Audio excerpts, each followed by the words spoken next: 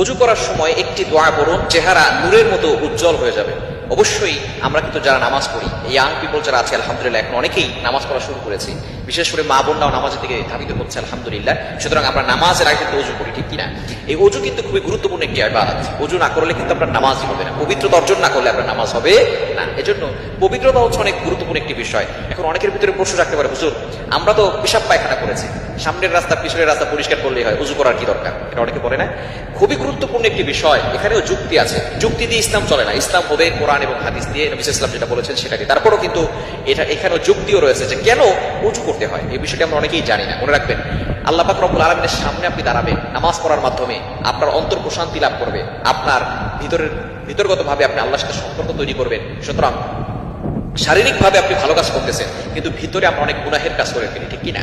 চোখের গুনাহ করি, হাতের গুনাহ করি, পায়ের গুনাহ করি। কিন্তু যখন কোনো ব্যক্তি নামাজের আগে উযু করে, উযু করার সাথে সাথে যখন সে মুখ ধৌত করে, মুখের পানির ফোঁড়ার সাথে সাথে তার মুখের দ্বারা যে গুনাহ করেছিল, গালি দিয়েছে অথবা মুখ দ্বারা গুনাহ করেছে, চোখের গুনাহ করেছে, এগুলো সব পানির ফোঁটার সাথে সাথে ধুয়ে মুছে পরিষ্কার হয়ে যায়। বলেন সুবহানাল্লাহ।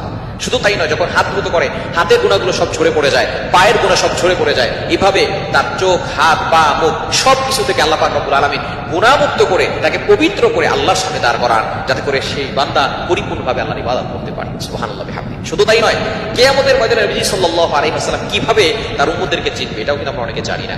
নবী সাল্লাল্লাহু আলাইহি ওয়াসাল্লাম জানিয়ে দিয়েছেন, আমার উম্মতরা দৈনিক 5 ওয়াক্ত নামাজ পড়ে, 5 ওয়াক্ত নামাজের জন্য তাকে ওযু করতে হয়, তাহাজ্জুদের নামাজ পড়ে, আওয়াবিরের নামাজ পড়ে, ইশরাকের নামাজ পড়ে, তাকে ওযু করতে হয়। সুতরাং এই ওযুর মাধ্যমে যারা বেশি বেশি ওযু করবে, কিয়ামতের ময়দানে তাদের মুখ, তাদের হাত, তাদের পা উজ্জ্বল হয়ে যাবে, এবং কিয়ামতের ময়দানে আমি নবী তাদেরকে এই উজ্জ্বলতম চেহারা দেখে, তাদের হাত দেখে আমি দূর থেকে চিনতে পারবো এটা হচ্ছে আমার উম্মত। সুতরাং বেশি বেশি ওযু যারা করবে, তাদের হাত পা উজ্জ্বল হয়ে যাবে, নূরের মতো চকচক করতে থাকবে, যার কারণে নবী সাল্লাল্লাহু আলাইহি ওয়াসাল্লাম তাদেরকে দেখেই চিনে ফেলবেন। সুতরাং দুনিয়ার ভিতরে যখন আমরা ওযু করবো, ওযুর মাধ্যমে কিন্তু সবচেয়ে বড় মেকআপ হয়ে যায়। এজন্য মা বোনরা কিন্তু মেকআপ করেন, ওযু করার সময় যদি একটি দোয়া পড়েন, এই সময় দোয়া করার মাধ্যমে আল্লাহ পাক রব্বুল আলামিন আপনার চেহারার সৌন্দর্য বাড়িয়ে দিবেন। সুবহানাল্লাহ বিহামদিহি।